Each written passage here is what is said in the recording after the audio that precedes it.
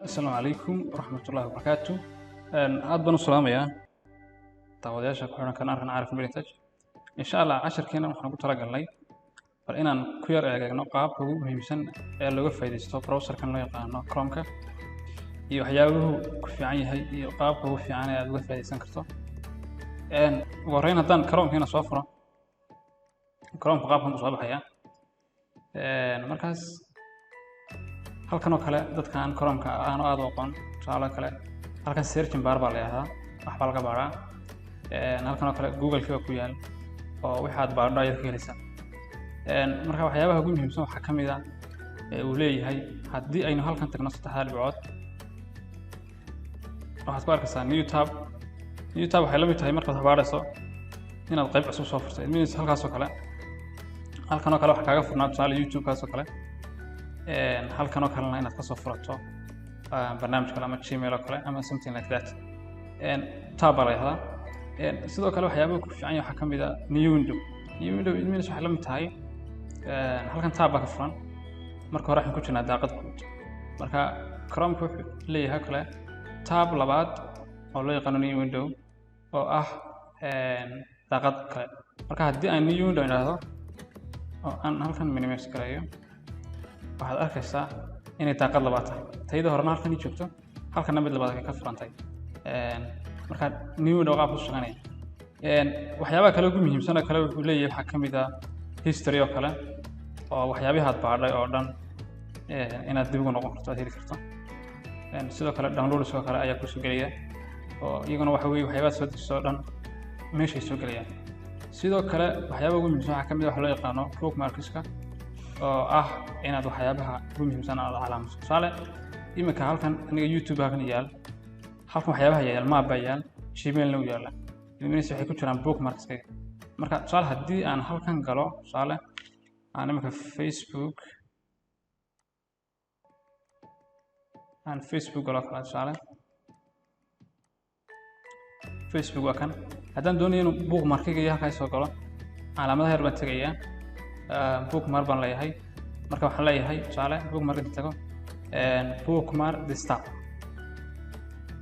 marka haddii aan taabto waxaad arkaysaa dhan baan odhanayaa. marka haddaan doono magaca intaa hore Facebook baan ku degnayaa un dhan baan leeyahay waad halkaas soo gelaya. haddii aad website kale qorto sidaa kale ayuu soo gelaya. marka bookmark wuxuu ku fiican waxa weeye website-ka hadduu very important yahay oo aad mar walba gasho kale halkaas ka soo dhigan kartaa. yani halkaas ka soo dhigan kartaa. hadhow marka haddaan waxaan xidhno dhan markaan haddaan xidho halkan uu yaala Facebook kaliya waan taabanaya halkan buu soo gelaya. marka qaabkaas uu muhiimsan yahay bookmark-ku. waxyaabaha kale ugu muhiimsan ee uu leeyahay Chrome-ka waxa ka mid ah waxa loo yaqaano extensions. extensions-ku waxa weeye waxyaabaha Chrome-ka lagu soo dejiyo ama Chrome-ka markiisa hore aan ka mid ahayn laakiin gadaal lagaga soo darsado. it means waxa ka mid ah halkaas waxyaabaha igu jira mechaniga IDM-ka kale Kaspersky oo antivirus ku jira iyo SafeTorrent. barnaamijyadaas oo faa'iido leh oo wuxuu qabanaya. marka waxyaabahaas kale waxa laga helaa qayb loo yaqaan extension-kana ayay soo galaan. qaybta extension-kana inta badan waxa jira wax loo yaqaano Chrome Store oo uu leeyahay yani Chrome-ku meel store wax lagala soo dego. marka haddii aan extension iska tago waxaad arkaysaa waxyaabo badan bay iga buuxaaniga oo halkana marka imka remove midhan buu leeyahay. waxyaabaha remove leeyahay oo dhan waxa weeye waxyaabo aniga igu jira. marka haddii aan qaybahan halka yar tagno oo aynu tagno waxa loo yaqaano open Chrome web store aynu tagno web store-ka tagayna ama store-ki waxaad arkaysaa halkan ay extensions ku jiraan. marka waxyaabo badan baa ku jira waxyaabihii ku qanciyo kale ayaad ka degsan kartaa. everything wax uu qabanaya waxaan soo gelayaa Chrome-ka ay soo gelayaan. marka imanka tusaale kale Google Translator oo kale waa kan dark mode oo kale waa kan. marka haddii Google Translator oo kale aan u baahdo inaan ku soo daro Chrome-kayga kaliya waxaan leeyahay add to Chrome kadibna waxaan leeyahay add extensions. marka uu change gareynayaa kadibna wuxuu ku soo daray halka yar haddaan furo waa kaas uu ku soo daray. kaliya waan taabanayaa hadhow halkan soo gelaya waa kan something like waxaan ku qorayaa kadibna waxaan leeyahay translate. marka waxyaabahaas ku fiican yihiin. marka inta kana waxa ugu muhiimsan waxa ka mid ah halkan waxaad ku taalaa imika current user oo halkan wax yar saaran yahay userku haddii aan furo waxa ku taala imika halkan waxa ku qoran for lesson marka waxyaalaha halkan zayn oo ah gmail aniga igu jira user kale marka waxa awood u leeyahay Chrome-ku in user laga samaysto means waxa weeye in dad kala duwan ama waxyaabaha kawna kala duwan ku isticmaali karayso at the same time marka haddii aan imika zayn aan taabto waxaad arkaysaa in aniga igu jiraan yani qayb Chrome caadi ah oo galay oo bookmark-kii waxyaabo niga buuxaan oo ah kan isticmaalo haddii aan ku noqdo for lesson waa kan imika aan sameeyay marka qaabka noocaas oo kale loogu soo daraa marka haddii aan halka plus ka tago aan add ilaahdo wuxuu qoranayaa halkan wax ku soo dar tusaale magac baan u bixinaya tusaale userkaas user caarif lahayn sameyn tusaale background-kiisa kale kaaba u daawan leenahay dhan baan leeyahay automatically waxay soo furayaan user cusub kadibna get start baan leeyahay sidoo kale halkan oo kale wuxuu ku darayaa waad aragtaa add bookmark to your favorite Google apps marka sidaas oo kale halka ka muuqata ayuu ugu darayaa next baan leeyahay halkan wuxuu leeyahay background ku dooro marka tusaale anu background halkan taabanaya kadibna next ayaan leeyahay kadibna wuxuu leeyahay sign in to turn your sign in and your bookmark markan oo kale wuxuu ku geynayaa inaad Gmail iyo waxyaabahaas kala geliso haddii aan u baahnayna waxaad leedahay no thanks way marka imika tusaale user cusub aan sameynay user kan sameynay color cusub iyo waxyaabahaas uu leeyahay marka haddii aad u baahato colorka iyo waxyaabahaas inaad ka bedesho waxaad tagaysaa qaybta yara dhibcaha setting-ka tagaysaa waxaad tagaysaa qaybta ku taala appearance-ga kadibna waxaad bedelaysaa qaybta ku taala themes marka themes-ku waa qaabku u ekaanayo Chrome-kaaga oo kale ama qaab dhismeedkiisa kadibna halkan waxaa ku soo gelaya oo Chrome Store-ka imanaya qaybta themes-ku gelaya marka hadba waxaad ku xiran kartaa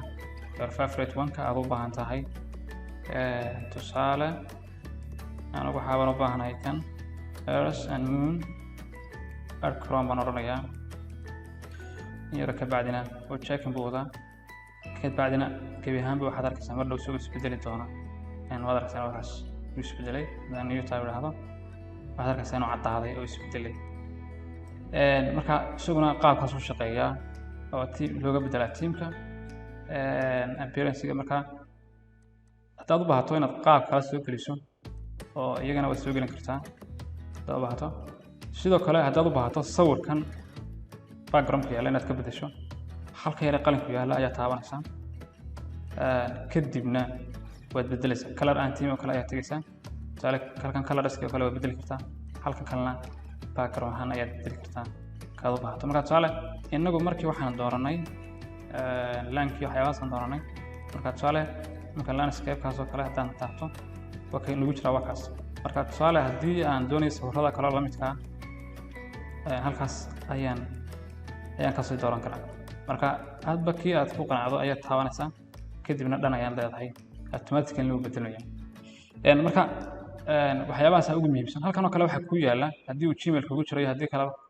Google Apps-ka oo halka yar haddaad furto dhibco yar ku yaalaan waxa ku yaala barnaamijyo fara badan oo Google leedahay halkan more from Google marka barnaamijyadaas iyagana hadba kaad u baahato ayaa taaban karaysaa inta ugu dambaysan ku darayna waxa weeye imika haddaan xidho